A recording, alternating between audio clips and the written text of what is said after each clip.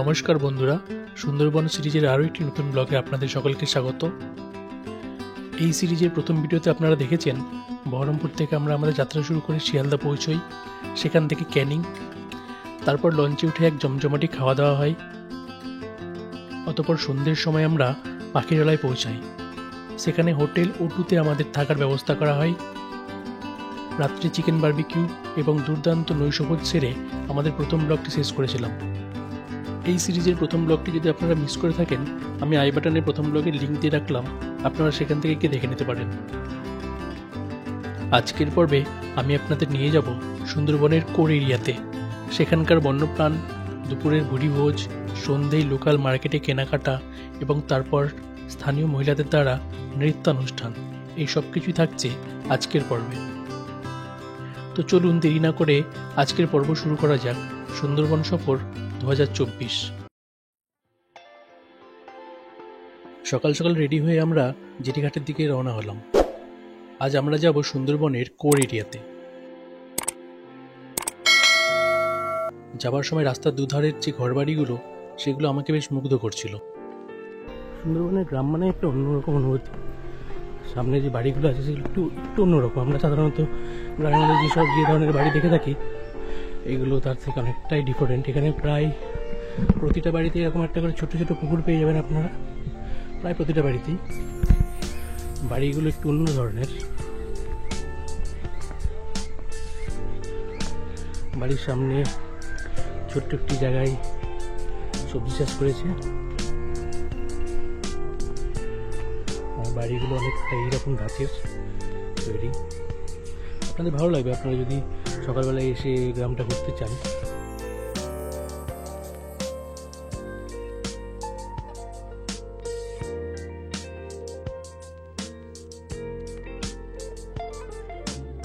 রাস্তার ধারের একটি গাছে কুল দেখে লোভ সামলাতে পারলাম না, নেমে পড়লাম কুল পাড়তে।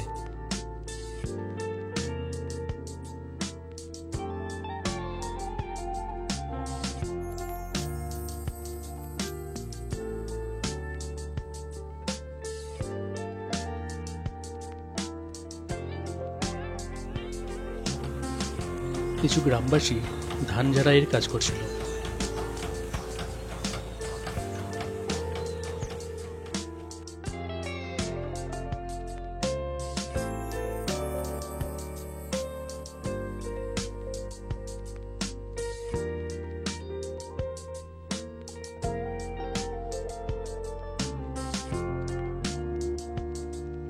পাশে একটি গাছের ডালে স্যাক্রেড কিংফিশার এসে বসলো। অনেকে এটিকে সাদা কলার্ড মাছরাঙা বা ম্যানগ্রোভ মাছরাঙাও বলে থাকে। সাধারণত ম্যানগ্রোভ জাতীয় অঞ্চলে এদের বেশি দেখা যায়। সকাল 8:30 নাগাদ আমরা বোটে উঠলাম।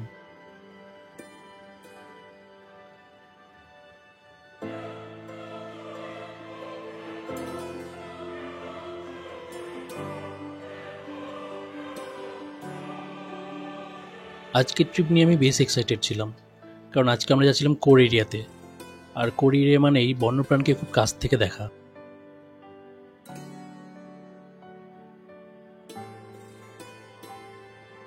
আমাদের বোট প্রথমে এসে পৌঁছলো সজনেখালি ওয়াইল্ড লাইফ স্যাঞ্চুরিতে।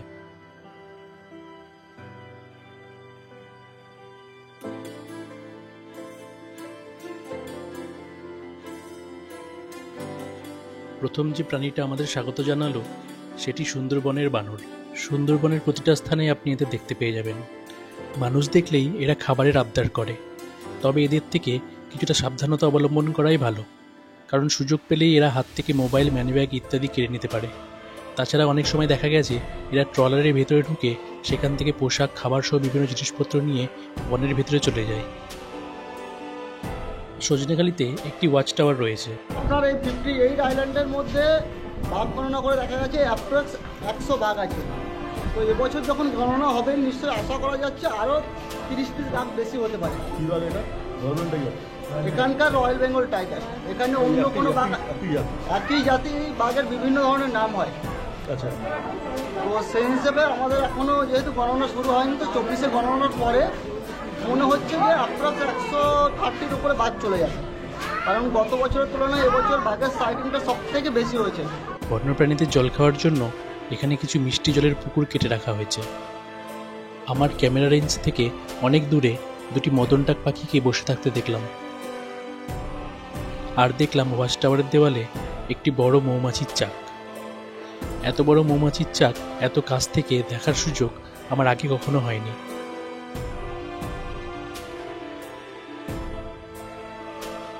ওয়াচ টাওয়ারের নিচে পুকুরের মধ্যে একটি কুমিরের বাচ্চা রাখা আছে।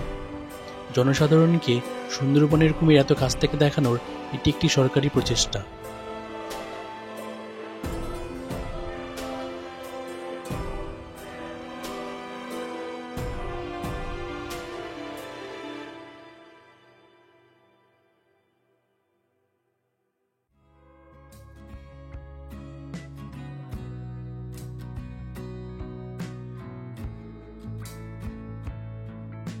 বোটে ফিরে এসে দেখি ব্রেকফাস্ট দেওয়া শুরু হয়ে গেছে। ব্রেকফাস্টে ছিল লুচি, আলুর দম, ডিম সেদ্ধ ও মিষ্টি।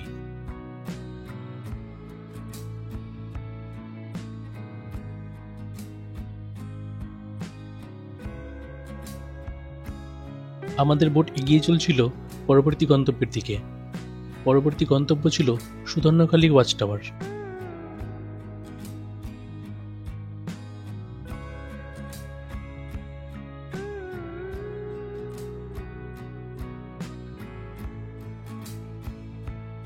এই সুধন্যখালী ওয়াচ টাওয়ারে আমরা একটা বড় সাইজের মনিটর লিজার্ড বা গোসাপ দেখেছিলাম।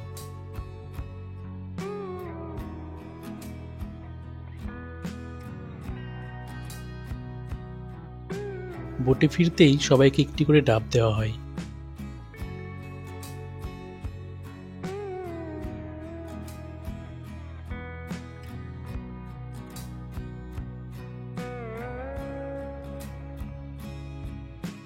নদীতে জোয়ার থাকায় খুব একটা বন্যপ্রাণ চোখে পড়ছিল না। তবুও আমরা নদীর পাড়ের দিকে তাকিয়েছিলাম, যদি কিছু দেখতে পাই।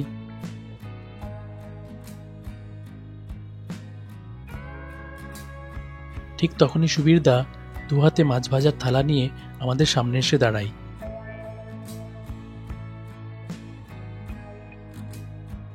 এরপর আমাদের বোট এসে পৌঁছলো দোবাকি ওয়াচ টাওয়ারের সামনে। সুন্দরবনের সবগুলি ওয়াচ টাওয়ারের মধ্যে দোবাকি ওয়াচ টাওয়ার সব থেকে বেশি জনপ্রিয়। যারাই সুন্দরবন ভিজিট করেন তারা সকলেই চান এই ওয়াচ টাওয়ারটা একবার ভিজিট করতে। এই ওয়াচ টাওয়ারের আশেপাশে টাইগারদের অ্যাক্টিভিটি সব থেকে বেশি থাকায় এখানে টাইগার দেখার চান্স সব থেকে বেশি থাকে। যদিও সুন্দরবনের বাঘ দেখা অনেকটাই ভাগ্যের ব্যাপার।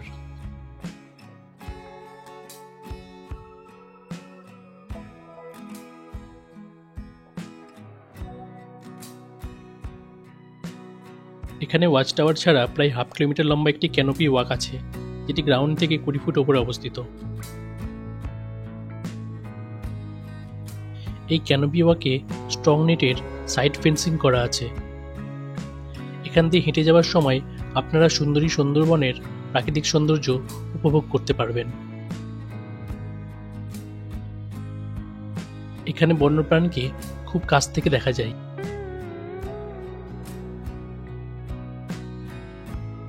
এই চিতল হরিণটি ক্যানোপির একদম নিচে ঘুরে বেড়াচ্ছিল।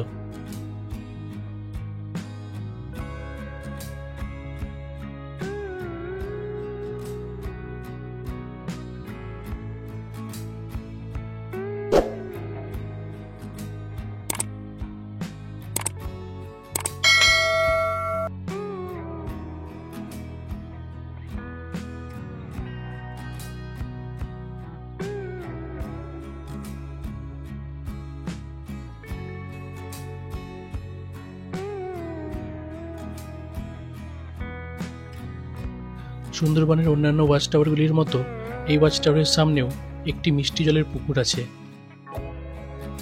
আপনার ভাগ্য সহায় হলে হয়তো এই ওয়াচ টাওয়ার থেকেই আপনি বাঘের দেখা পেয়ে যেতে পারেন।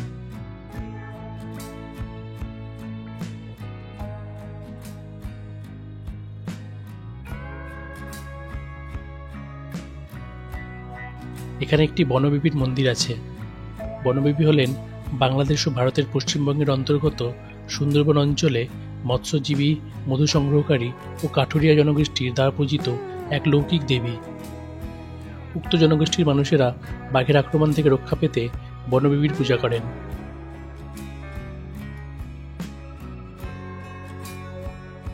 দোবাকি ক্যাম্প থেকে বেরিয়ে আসার পর আমাদের বোট একটি সরু খালের মধ্যে দিয়ে চলতে শুরু করলো।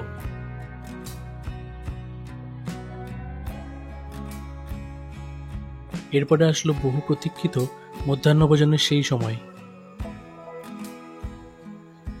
আমাদের মেনুতে কি কি ছিল চলুন আপনাদেরকে একবার দেখিয়ে দিই।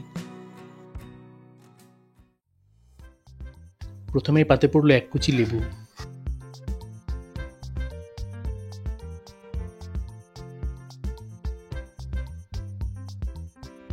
তারপর দিল গরম গরম জিরা কাঠি চালের ভাত,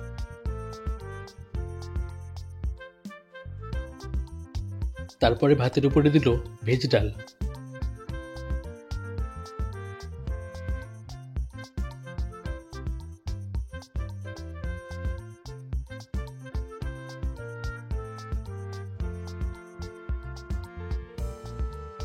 এরকম ঘন মুগের ডালের সাথে লেবু চিপে ভাত খাওয়ার মজাই আলাদা।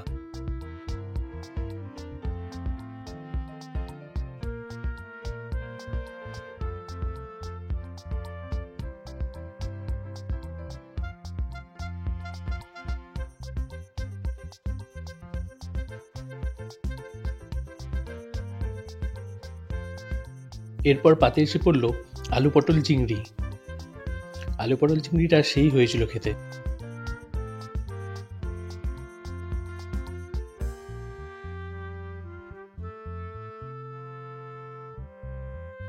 পটল চিংড়ি আর মুগ ডাল দিয়ে ভাত শেষ করতেই পাতে এসে পড়ল ভেটকি ভাপা।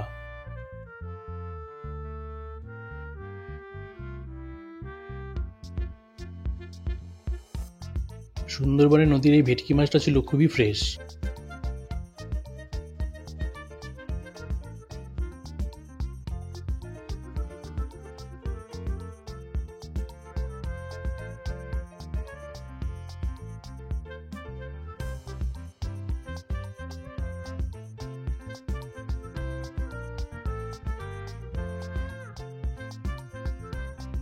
এরপরে পাতে এসে পড়লো একটা জাম্বো সাইজের গলদা চিংড়ির মালাইকারি। এই গলদা চিংড়ির মালাইকারিটা খেতে ছিল খুবই সুস্বাদু এবং খুবই ফ্রেশ।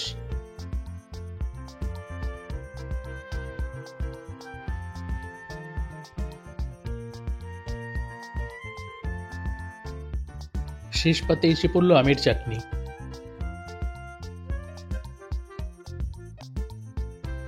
সুন্দরবন সফরে এসে দ্বিতীয় দিনের মধ্যাহ্নভোজ আমরা খুব মজা করে খেয়েছিলাম। আমি স্ক্রিনে আমাদের আয়োজক সুবীরদার ফোন নাম্বার দিয়ে রাখলাম, আপনারা চাইলে সুবীরদার সাথে যোগাযোগ করে নিতে পারেন।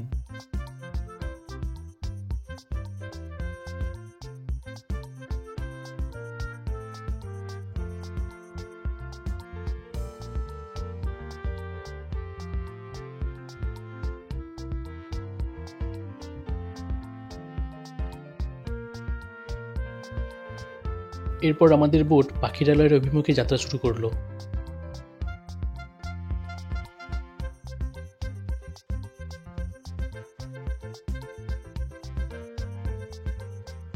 যাওয়ার সময় দেখলাম একটা হোয়াইট ব্রেস্টেড কিংফিশার নদীর ধারে শিকারের অপেক্ষায় বসে আছে। নিচে কতগুলি মাড স্ক্র্যাপার ইতস্তত এদিকে ওদিকে ছোটাছুটি করছে।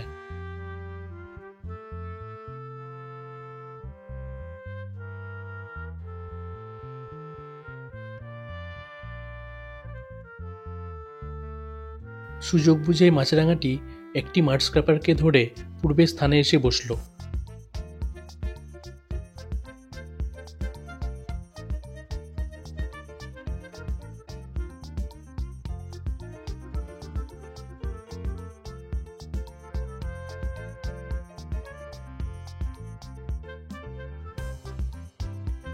তার নিজস্ব কায়দায় মাড স্ক্র্যাপারটিকে বারবার আঘাত করে গলধকরণ করল।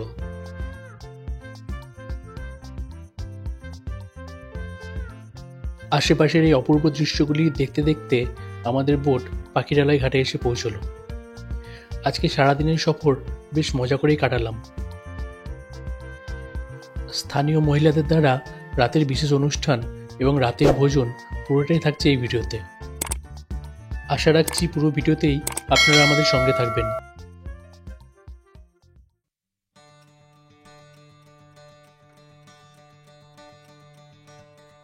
সন্ধ্যের সময় আমরা বেরিয়েছিলাম স্থানীয় মার্কেটটি ঘুরে দেখতে। সুন্দরবনের স্থানীয়দের দ্বারা তৈরি বিভিন্ন হ্যান্ডিক্রাফটের আইটেম আপনারা এখানে পেয়ে যাবেন।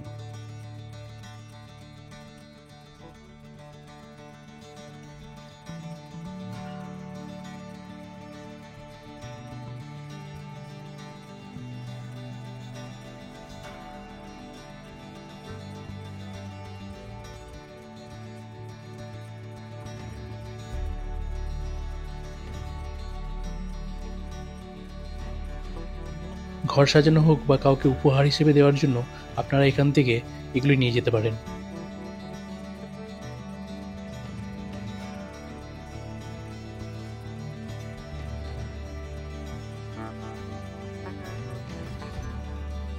পূর্বে এখানে এত বড় মার্কেট ছিল না, তবে ইদানিং এরকম ধরনের মার্কেট গড়ে উঠতে দেখে খুব ভালো লাগছে। স্থানীয়দের একটা আয়ের উৎস হয়েছে এই মার্কেট।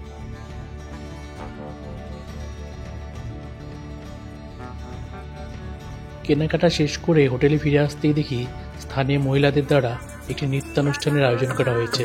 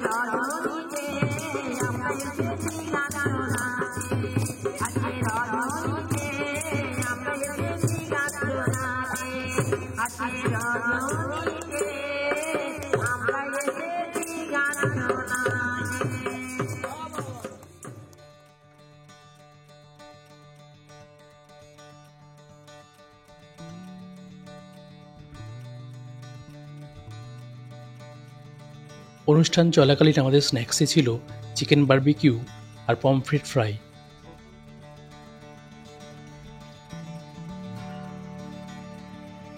এরপর ডিনারে ছিল salad, fried rice, chilli chicken, chutney ও পাঁপড় ভাজা। খাবারের স্বাদ ও কোয়ালিটি নিয়ে নতুন করে বলার কিছু নেই। সুন্দরবন সফরের দ্বিতীয় দিনে সকাল থেকে খাওয়া, ঘোরা ও বন্যপ্রাণ সবকিছুই আমাকে মুগ্ধ করেছে। আজকের ভিডিওটা এখানেই শেষ করব। চ্যানেলে যারা নতুন এসেছেন তাদের কাছে বিশেষ অনুরোধ, আপনারা চ্যানেলটিকে সাবস্ক্রাইব করবেন আর পাশে থাকা বেল আইকনটি অবশ্যই প্রেস করে দেবেন নতুন ভিডিও নোটিফিকেশন পাওয়ার জন্য।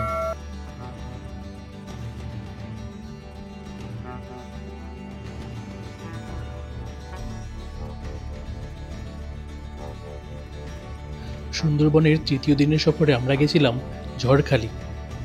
সেখানকার অভিজ্ঞতা নিয়ে শীঘ্রই একটা নতুন ভিডিও নিয়ে আসব। ততক্ষণ সঙ্গে থাকুন। ভালো থাকবেন, সুস্থ থাকবেন।